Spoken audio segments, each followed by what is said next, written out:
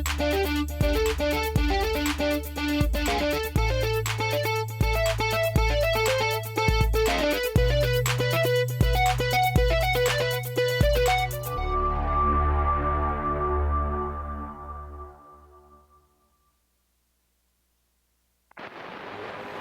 of Earth, we come in peace.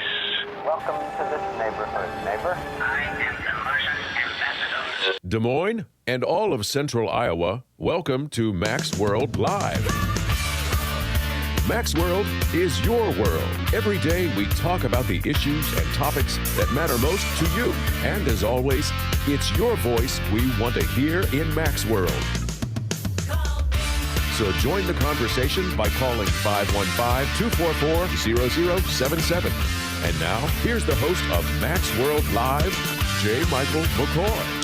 7 minutes after the hour on the 20th day of January in the Lord's year 2016. I'm J. Michael McCoy, and this is the second hour of Mac's World Live here on 99.3 The Truth. Weather today, we had a high of 27. We have already slid down to 25.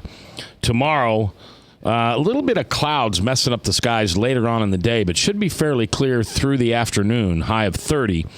And on Friday, snow. Snow.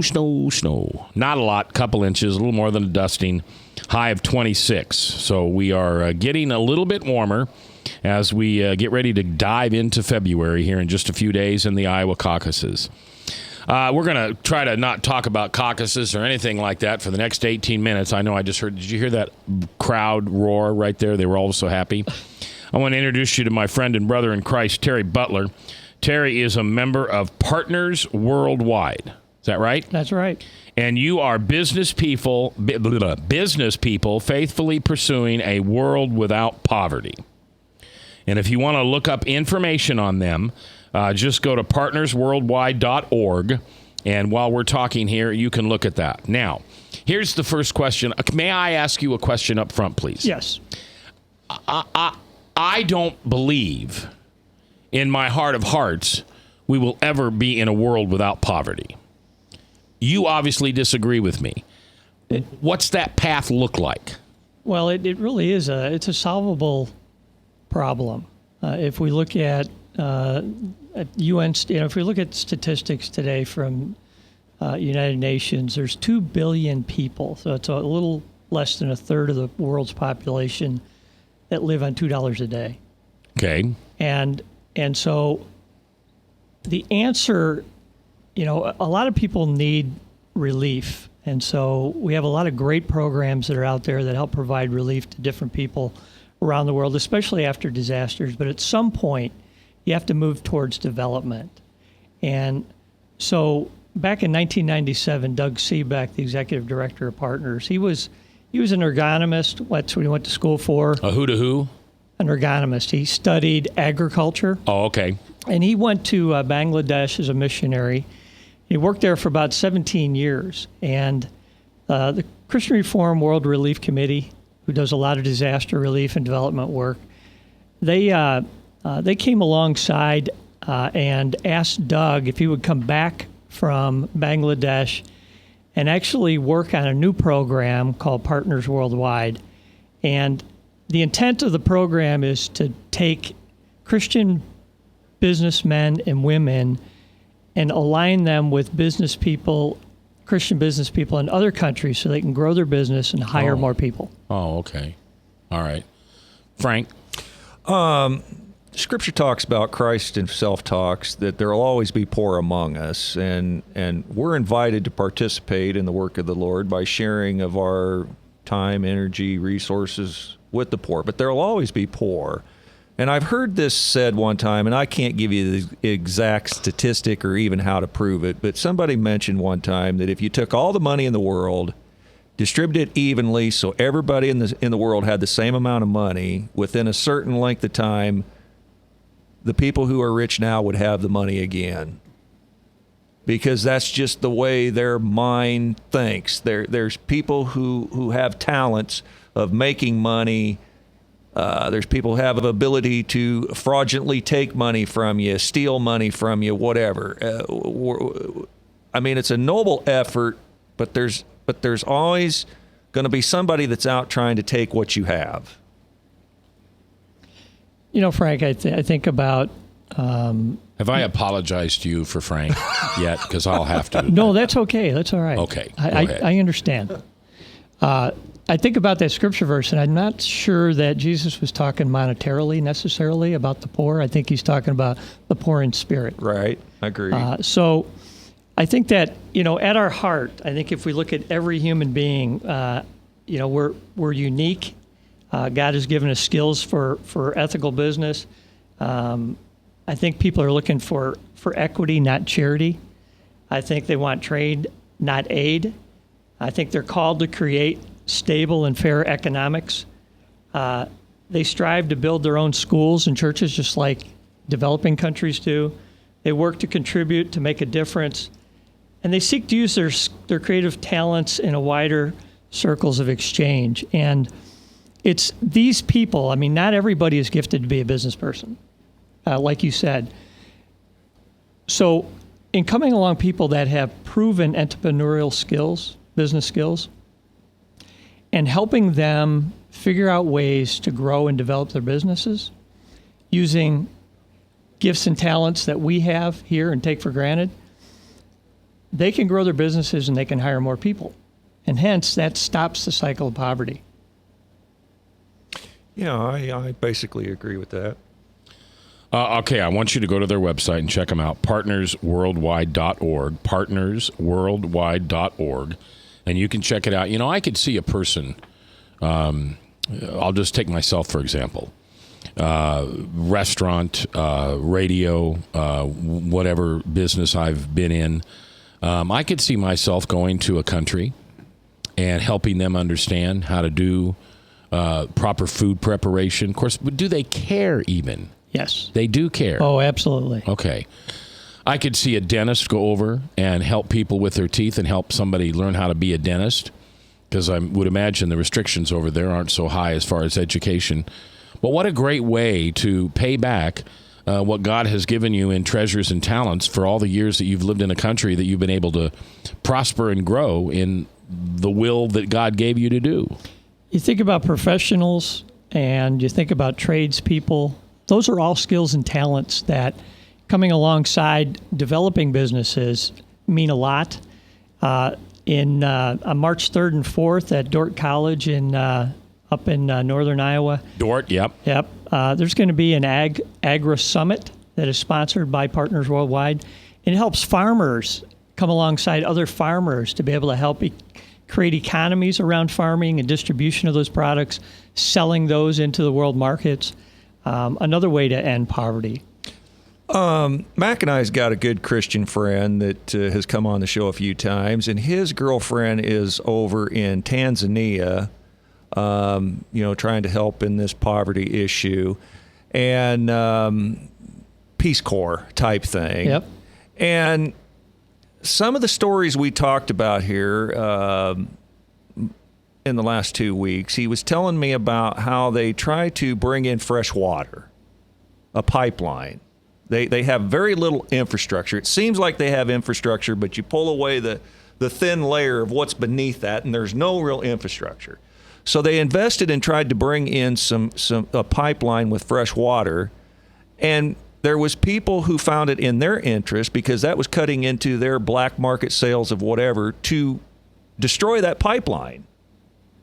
They're shooting themselves in the foot because of some small amount of money that somebody may be able to make black marketing water.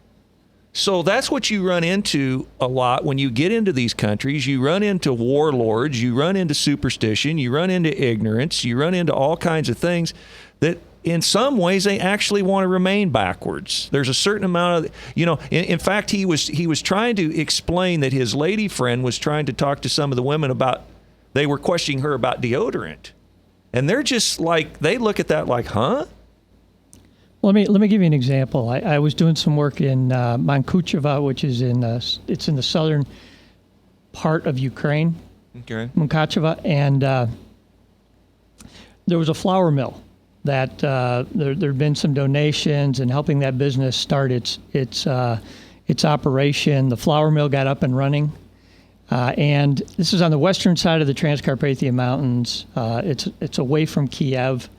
And yet the Russian mafia is very prevalent in all of Ukraine. One of the most 10 corrupt countries in the world. Very hard to do business.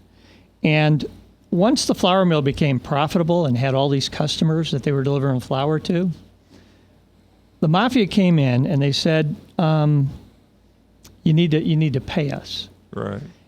So they extorted them for some money, and they said no. Said, well, if you don't do that, we'll turn off the electricity. And this business was paying taxes. They were doing everything the right way. And sure enough, the mafia shut off the electricity. The flour mill went out of business, and all the local bakeries bought mini mills in order to make their own flour. So one of the things that Partners Worldwide does, because they recognize exactly what you said, Frank, is that they have a very strong arm of advocacy to add a voice against the corruption that exists. Right. They provide training, they provide access to capital, and the mentoring comes from business people getting involved and helping to form affiliates under partners to work with other business people in other countries. All right, I want you to check out this organization. It's partnersworldwide.org. Terry Butler has been with us. He's local. If you want to get in touch directly with Terry, get in touch with me, or do you want to give a contact information, or just have him get a hold of me, Facebook me, email me, whatever you want to do, and I can put you on to Terry, and you can find out more about this, especially if you're a retired business person. Now, you don't have to own a business.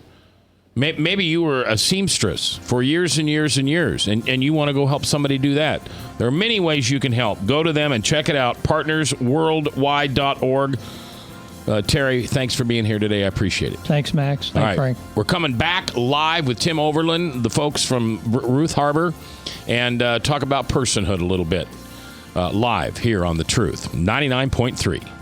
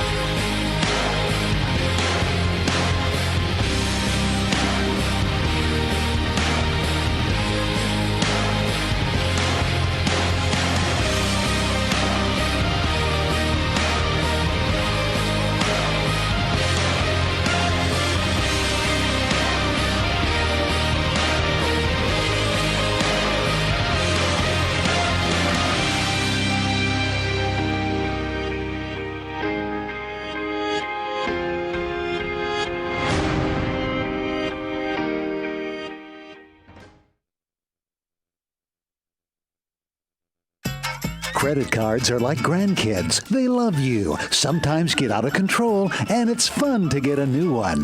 Who can stop them from piling on? Hi, I'm Tom Coates with Consumer Credit of Des Moines. At the end of the day, you can return the grandkids, but you're stuck paying off bad credit card debt. We'll help you put the fun back into using credit cards responsibly. Right, kids? Yeah! If you need help getting credit cards off your back, call Consumer Credit of Des Moines. Hi, my name is David Burrier, your Hope Coach. I host a live weekly talk show called I've Been There every Thursday afternoon at 5:30, right here on webcast1live.com, and on my weekly radio program Saturday mornings at 10 on Truth Network 99.3 FM. I interview common everyday people who have survived incredible life challenges and who testify to God's faithfulness in the midst of their storms. So join me as we bring a message of hope and encouragement. Everybody needs hope. I know, because I've been there.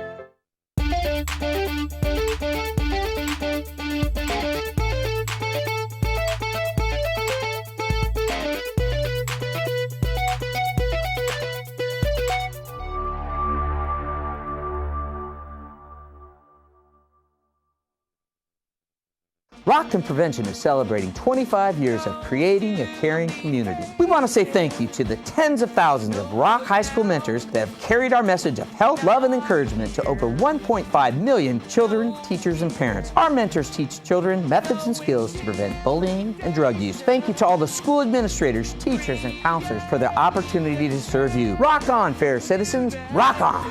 This is Pat McManus for Rock and Prevention, the Richard O. Jacobson Foundation, and this station.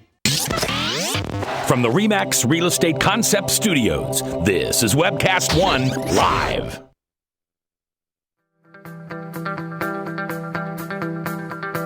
"21 after the hour on this 20th day of January in the Lord's year 2016. I'm J. Michael McCoy, and I don't know if you knew, but you're going to know now. This is Sanctity of Life Week, nationally and internationally. And Mark McDougall is here, and he is the executive director of Ruth Harbor. And we're going to hear all about Ruth Harbor. Also, Tim Oberlin is here. Tim is the president? Executive director of Personhood, Iowa. And this coming Friday is the 43rd anniversary of Roe versus Wade.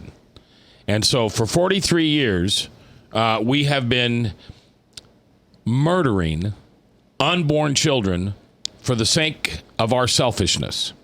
Now, perhaps you feel differently. 244-0077. If you don't want to talk to me on the radio or talk to any of us, you can use the Service Legends text line at 809-0993. And Bob Monster at the Cat in the Hat watching the chat and the text will be glad to tell me what it is that you've said on the text, and we'll be glad to read it on the air. All right, Mark, welcome. Great. Thanks, Matt. It's great to be here. How long have you been the executive director?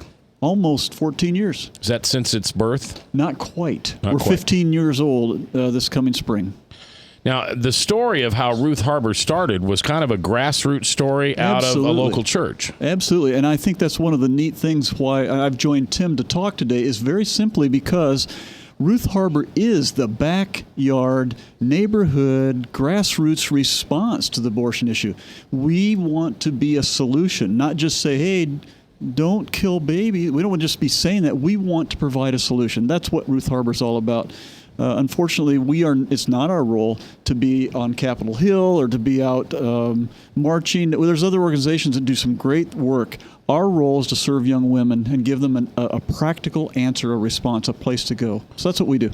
All right. So I'm a young woman, and I find myself in an unwanted pregnancy, and I come to Ruth Harbor. Mm-hmm. Tell me what happens then. There's an application process. We invite the young women to see if this is a fit for them. In other words, if they're looking for a shelter, we're not always the right answer. We're a program. In other words, there's an engaging process in life change, in opportunity to get back on their feet through education, through getting a job, getting good health care, providing coaching as it relates to preparing for the birth, the relationships they're in. Wherever they are, we provide what we call comprehensive services. So that's something we're going to do to come alongside of them. When they come to us, then they'll begin a care plan that helps them toward that. And now, brand new, after this past 6 months, we have begun a new program where we realize many of these young women, by the time we serve them up to the time the baby is born, they're still not ready to be either independent, safe, or on their own. And so we have begun what we call the Mother and Child Program, where they can apply to stay after the baby has been born, and maybe a year and a half, if they're still making progress toward being independent, self-sufficient, safe, then we're going to help them along that way. So that's our new program, and we've just kicked it off. We're learning lots. We really are. How many beds? Is that the right term? You can use, there's different ways to do it. We have 6 beds at this point in time. We'd love to, if there's a waiting list, we'd love to provide more. But right now, we have 6 beds. That means that we can house like 4 women and 2 babies is kind of ideal. 2 of them already parenting. So that's our current situation. But you could serve hundreds in the community. There are hundreds that have the need. There are not hundreds who want these services. They simply say, I don't want to make life change yet. I can stay at my friend's in their basement. I can couch surf from place to place. So not everybody wants those services. Is it fair to say that you are an alternative to abortion? Is that too strong? I don't think so. I think we are part of that solution. Okay. Yeah. But if the young lady who finds herself pregnant is still living at home, there's many programs that you can help her with. That's true, too. Yeah, we have counseling. We have educational things that they can... Yeah, there's other ways. And there's other programs in the city. We aren't the silver bullet. There's many other opportunities. But, yes, we are one solution. And it's the one that helps the young woman who feels that she's at a dead end, and this is her only choice because she doesn't have a place to live. She doesn't have a place to go. Mark McDougall is here. He's the executive director of Ruth Harbor. And also Tim Overland is here, as this is Sanctity of Life Week. Don't know if you know, but on Friday, it will be the 43rd anniversary of Roe versus Wade, 43 years that we in America, the land of the free, the home of the brave, in God we trust. But we kill our babies because we're selfish and we don't want to take the time to take responsibility for our actions of having unprotected sex when we're not willing to, toe the line. I was a young man once. I didn't think about it. I'm glad that, as far as I know, I didn't father any children. You say, well, Mac, that's a stupid thing to say as far as you know. No. It's not, and I'll help you understand that in a minute when I help share why I'm passionate about places like Ruth Harbor and Personhood and things like that. 27 minutes after the hour, 27 degrees was our high today. We're now at 25. Tomorrow up to 30. It's a heat wave. Friday, 26, and snow. Frank? I was trying to Google a story I heard once about a woman who went to court and got a judgment that she could have an abortion in the third trimester because she wasn't going to look good in her bikini this summer. And I come across this. This is a story, October the 15th, 2015. A British gynecologist writes of a rich mother of three who came to her for an abortion. She wanted a fourth child, but not just yet, since the family had already reserved a ski vacation months down the line. Many OB/GYN specialists have stories like this. This is the sanctity of life that we're talking about here, and this is what goes on in our country on a daily basis. People, it's supposed to be legal, safe, legal, and rare. We got the safe and the legal part down, but it's hardly anything but rare. Well, I don't know if we have the safe part down. If you really look into it, it's and I guess depends on who you're talking about. Who is it safe for? Right. The people that argue for safe, legal, and rare, in my mind, kind of destroy their own argument. I mean, why? Why does it need to be rare?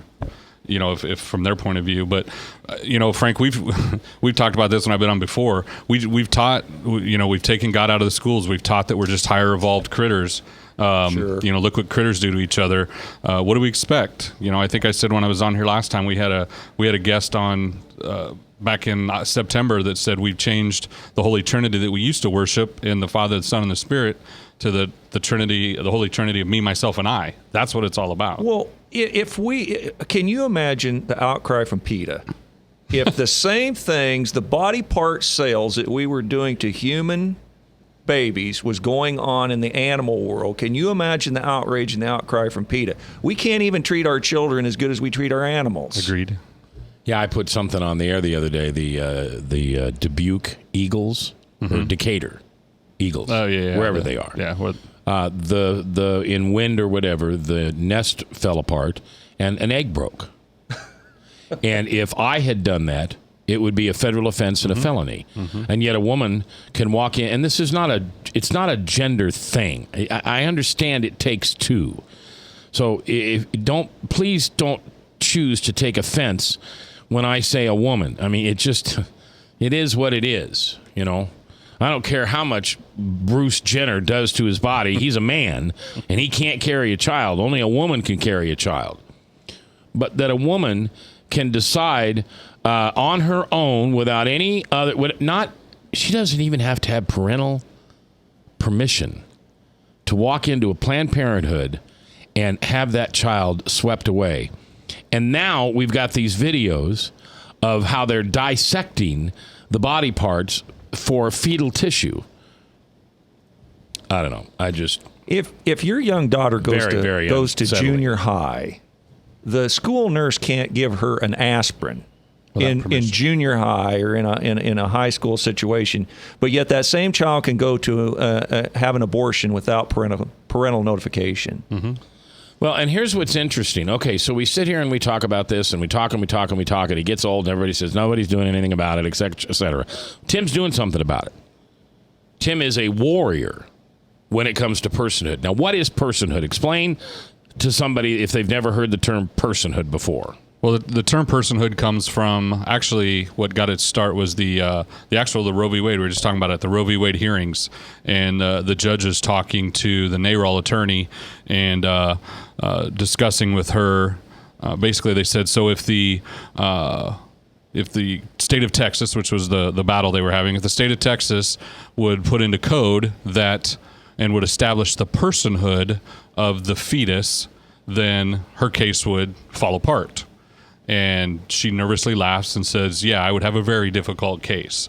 And, then that would have to be adjudicated and all that. So it traces itself there. You can even go back a little farther when we start talking about the personhood during abolition and during slavery, because that was another evil in our history where we dehumanized a segment of society, because so then we could do whatever we wanted to them. So as long as we dehumanize, we talk about abortion and fetuses and those type of things, and they talked about blacks as cattle and all that, then that's where you could trace the roots back to. But that's where the personhood notion comes from. Well, if you call it an unviable tissue mass, then you make it something less than human. Or fetus. I mean, that's abortion. A zygote. We make it a medical procedure. We kind of whitewash the term. Yeah. Mac, you said something a minute ago about for the phones not to light up because you were picking on women. I'll be the first one to tell you that we as men need to man up. We do a horrible job in the church. We do a horrible job in our families. We're boys that shave. We just don't do a good job. So men need to step up and be men. Although in society, we're not allowed to do that anymore. We've wussified our culture and feminized. Yep. Tim Overland is here, founder and executive director of Personhood Iowa, and also Mark McDougall. Mark is the executive director of Ruth Harbor. This is Sanctity of Life Week, and on Friday we don't celebrate it. Memorialize that day as the day that the United States Supreme Court said, okay, it's okay to kill babies. Go ahead. The day the court lost its mind? Yeah. Oh, it happened before that, Frank. Now, if you're interested in helping Ruth Harbor, a volunteer information meeting is coming up a week from this Saturday from 10 to 11 in the morning. And the number to write down, I'll give it to you now, and I'll give it to you later. So if you don't have a pencil and paper in front of you right now, it's 279-4661. Obviously, that's area code 515. You can go to their website, which is ruthharbor.org, Harbor, ruthharbor.org, and they are at 534 42nd Street in Des Moines, Iowa. When we come back, I want to know where the name came from for Ruth Harbor. And I will share with you, and you may have heard it already, but I will share with you why I am passionate about the unborn. And it's not because I'm a Jesus freak with an attitude. I was passionate about the unborn long before I even knew who Jesus Christ was. But there's a reason. And maybe it's a reason that'll settle into your heart, and you'll understand why it really is important. This has got to be the year. The presidential caucuses, the presidential election, we've got a governor who made a campaign promise that he would defund Planned Parenthood.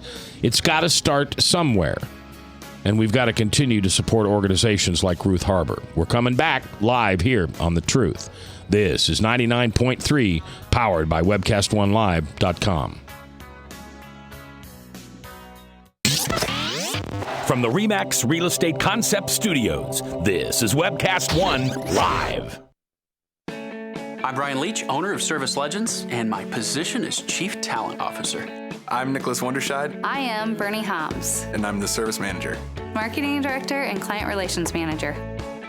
Everything that we do is about ensuring that we exceed your expectations. Our clients are important to us. 100% satisfaction. We're not just focused on heating and cooling. That's the easiest part of our job, actually, is fixing furnaces and air conditioners. Everyone that we come in touch with, we want to improve lives. Bottom line is, we've got our installation guarantees, 25% energy savings guarantee, comfort guarantee, temperature selection guarantee, property protection guarantee. 100% satisfaction guaranteed, fixed rate or it's free. All of those guarantees are backed up with a 100% money-back guarantee to hold ourselves accountable to making sure that you get what you're after. Just fixing the problem today. If they have another problem 5 days down the road, it's still fixed rate or it's free. We use what's called straightforward pricing. Our technicians are going to give you an exact to-the-penny price on what it's going to take before they move forward with any repair.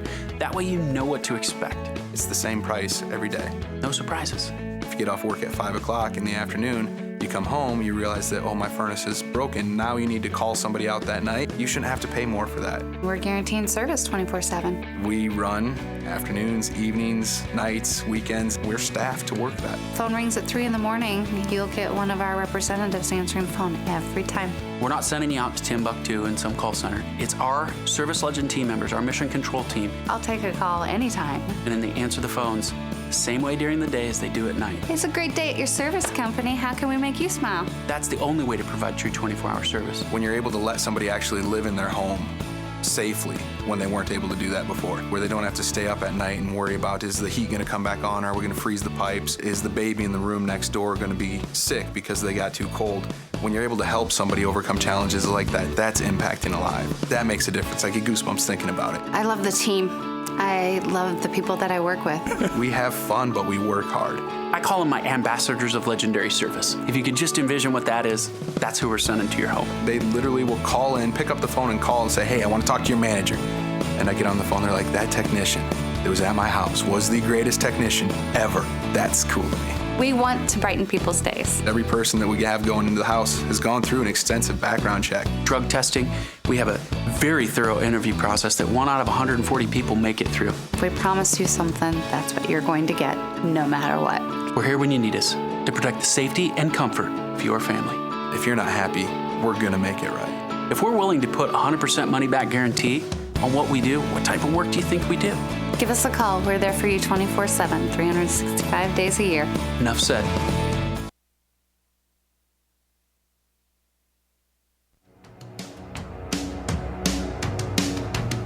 .438, 22 minutes before the top of the hour, Hank, the Bible Answer Man. And I tell you this every day at this time. I hope you're not getting tired of it. If you want to get in on Hank, the Bible Answer Man, and get on the air with him, you should give him a call now. I know it's like 20 minutes early. Actually, it's like 25 minutes early, but his lines stack up. I drove to Perry the other day after the radio program because I was asked to speak to the Perry Amateur Radio Club. And so I listened to Hank all the way. And so I just thought I'd call in and ask. I don't remember what he was talking about, but you know me, I like to talk. I tried, and that line was continually busy. So if you want to talk to Hank, now is a good time to hook up with him. All right, my guest today is Mark McDougall, who has been the executive director of Ruth Harbor for almost since its conception, for 15 years.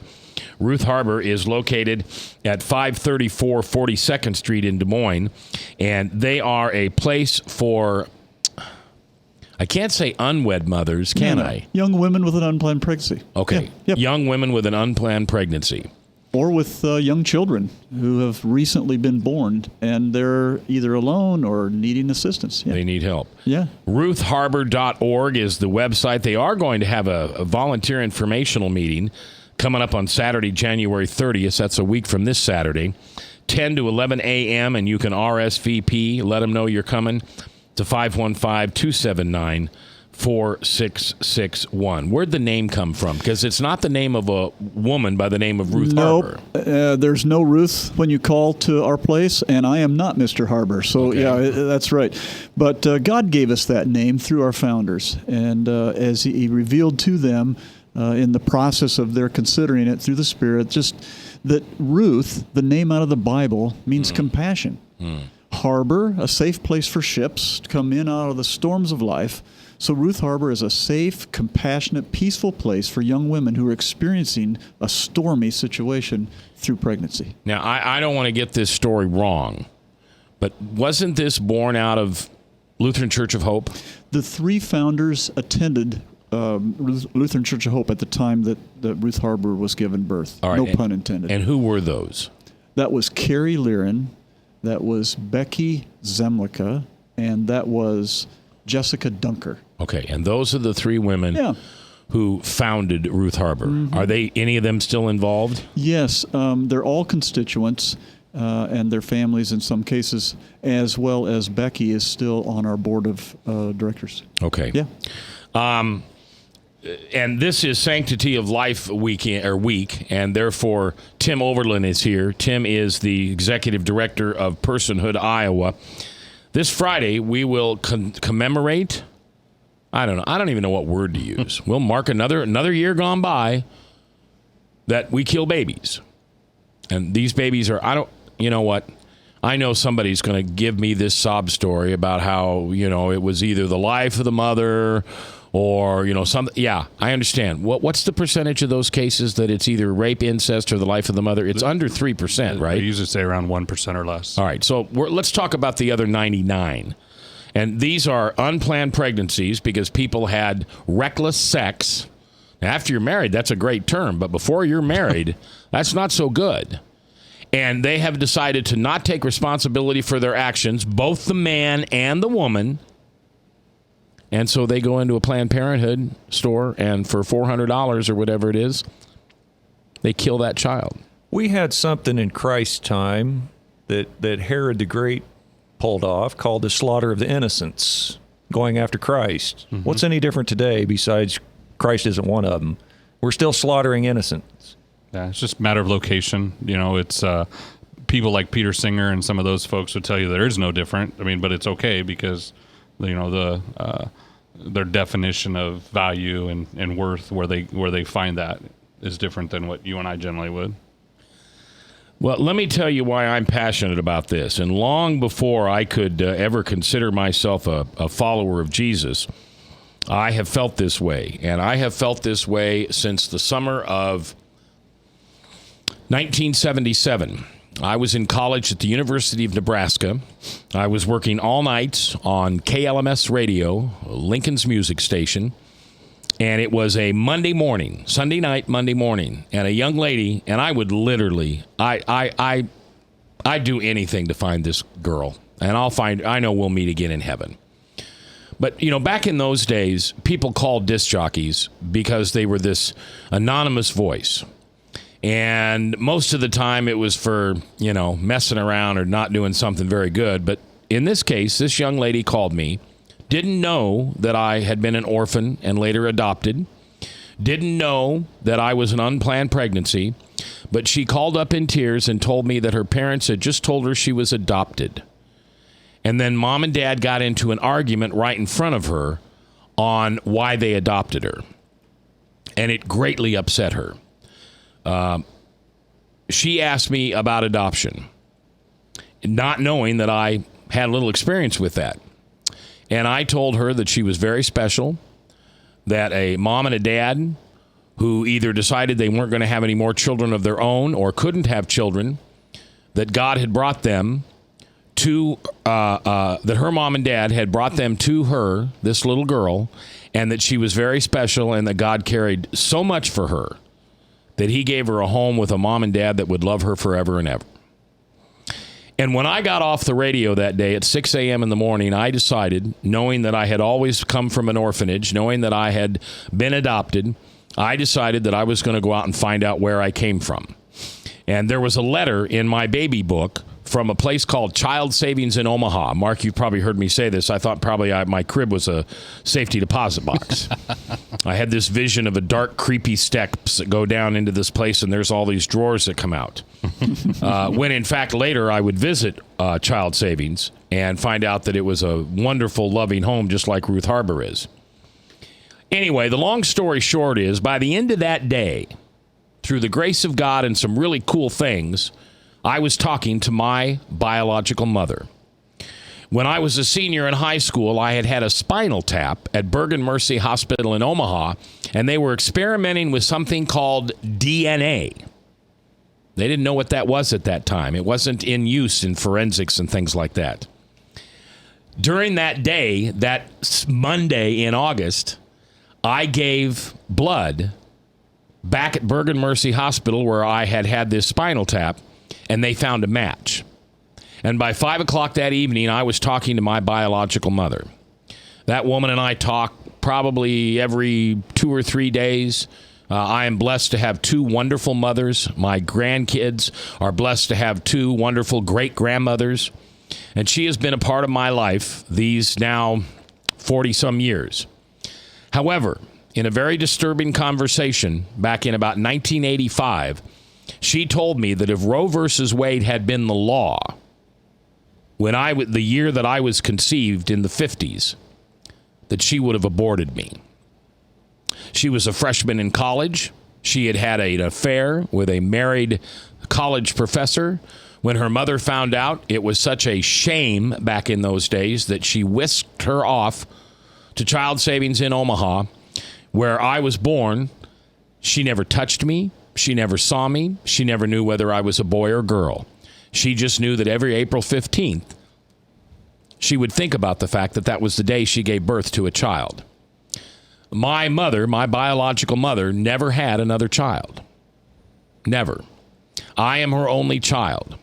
And God gave her this wonderful gift of this man, the man that's talking to you on the radio right now, as her son. And I have loved her and treated her that way all these years. But if Roe versus Wade had been the law the year that I was conceived, I wouldn't be here. 4 children of mine wouldn't be here. 6 grandchildren of mine wouldn't be here. And you wouldn't be able to listen to me on the radio. Now, that's a God thing. We have to give praise to our Almighty Father in heaven that my mother, back in those days, because she could have gone into a back alley. My biological grandmother would never have had that. And therefore, I was born, put into an orphanage, and at age 6, I was adopted. That's why Ruth Harbor is so important. It gives a young woman a place to go and feel love. Be loved by not only her creator, but by men like Mark McDougall and other people that live there. How can you help? Because you can. When we come back from the break, we'll tell you how. It's live here on The Truth, 99.3.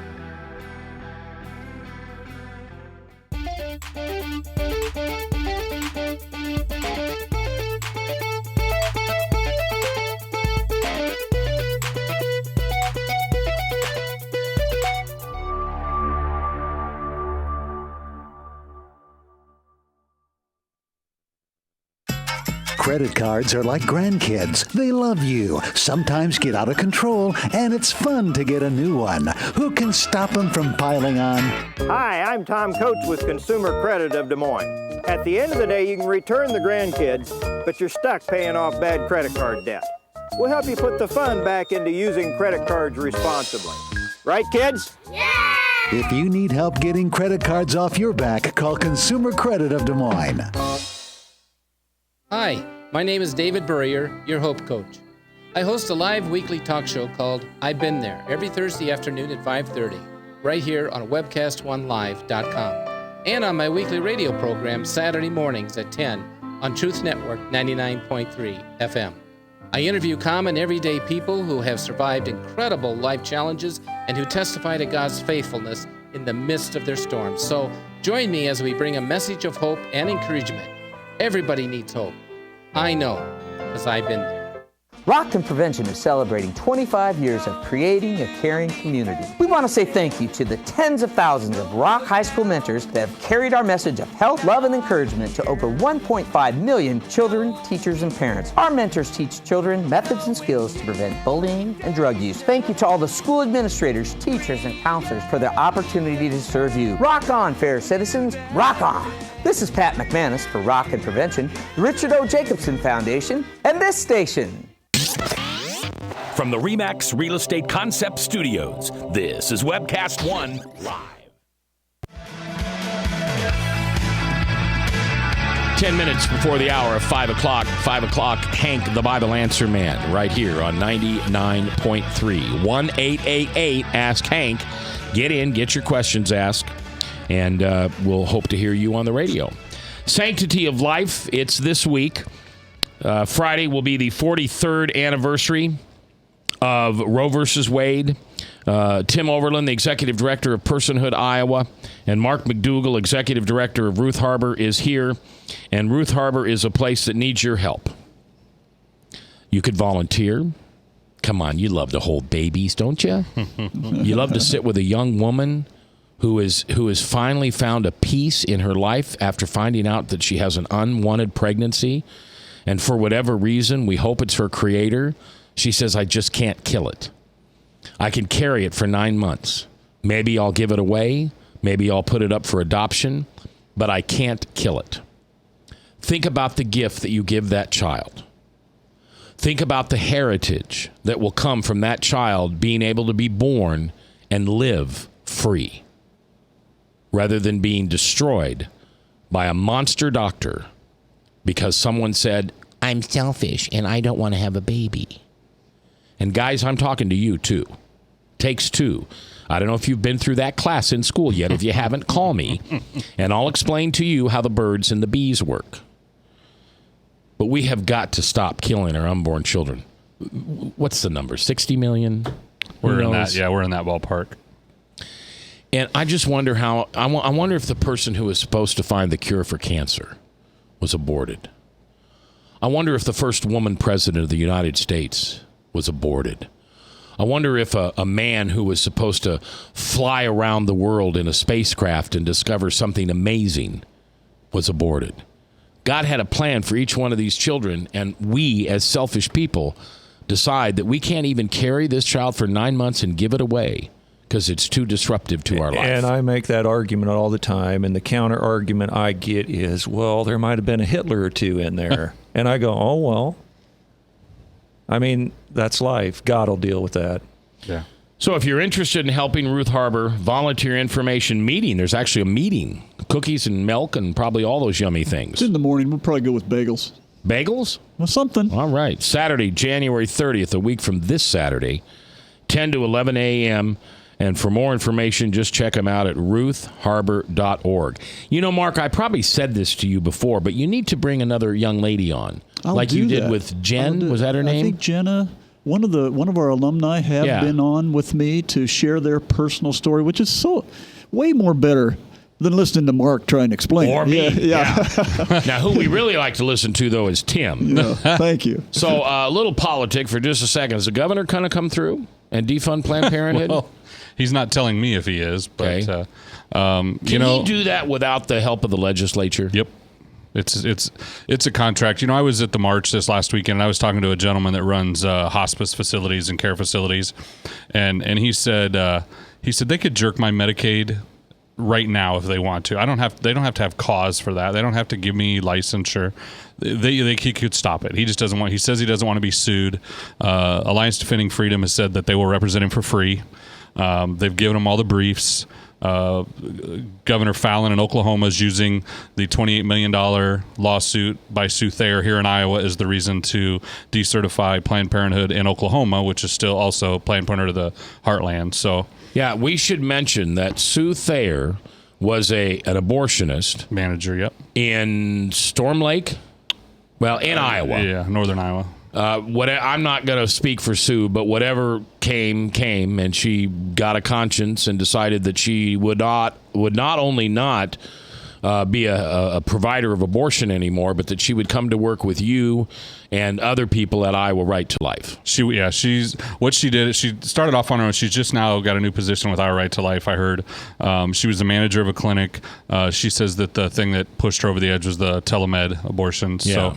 So, ultimately, Mac, and the reason we're here and the reason we wanted to bring Mark in, and I hope you'll let us do this on some sort of a frequent basis where we bring in some of these other ministries that are out there. We can yell at the governor all day long. He has his responsibilities. There are certain things that he's called to do. He says he's a Catholic. There are certain things he's called to do and should do. But the way we think we end this problem is by us as the church. You know, we're talking about this as Sanctity of Life Week. Sunday was actually Sanctity of Life Sunday. I know in my church we're going to commemorate it this coming Sunday. But if your church didn't acknowledge that this week, that might be a problem. That might be why we're not fixing this issue. So we want to call the church back to life, as you've heard me say several times, and we want to support these ministries. We've gotten a group of, I think it's 13 or 15 ministries from around Central Iowa together now with Ruth Harbor and some of us like us to do some advocacy. But also our main thing is we want to make these guys famous. We want to make sure they don't have to hold banquets to fund themselves, because I believe the body of Christ, believers, and the church can provide them with everything they need.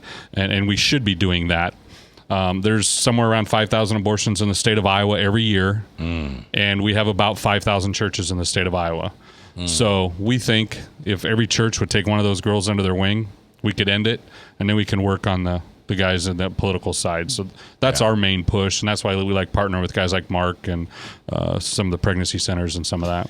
Mac, I think it's important to know that Ruth Harbor, Mark McDougall, you've been kind enough to share with the audience who we are. But we're just one on a continuum of many different organizations that meet young women where they are and help them. And so the reason I'm here is not just to represent Ruth Harbor, but to represent the fact that there are many other organizations like us. We just didn't all crowd around the microphone at once. Okay. And I know one is... my wife has supported it since the day that I met her 30-some years ago over there on Martin Luther King. Agape is a great pregnancy center. Yep. My wife makes baby blankets for them. Yep. And then takes them down. Young Lives is another one that supports teen moms that partners with Mark. Yeah, there's a bunch of them. And like I said, I hope you'll let me bring some back. And sure. We'll talk You're more about them. You're welcome anytime. Did you see the open letter in the Des Moines Register from Dr. Jill Meadows? She is the head of Planned Parenthood. Mark, I thought I was going to die. I don't think I've ever been so disrupted inside when in her open letter she said it was God's will for her to work at Planned Parenthood. How messed up is that? Anyway, that's not Mark McDougall or Tim Overland or anybody else. The opinions of anybody else on this station are only mine. I'm responsible for the negative opinions you hear about Planned Parenthood. Mark McDougall and Tim Overland are here to save lives, and what the work that they do is incredibly important. Ruth Harbor, you can go to their website at ruthharbor.org. You can call them at 279-4661. Of course, that's area code 515. And maybe this Friday, on the 43rd anniversary of Roe versus Wade, maybe you'd just pen a letter to Governor Branstad or to Congressman King or to whoever you want in the government and just tell them how important it is that at some point in this world during your lifetime that we have a genuine respect for life from the moment God blew a soul into this unborn baby till the moment that person leaves this earth to join Jesus in heaven. We have a right to life. Okay, off my pedestal.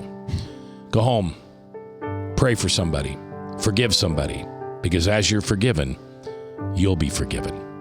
I'll see you in church.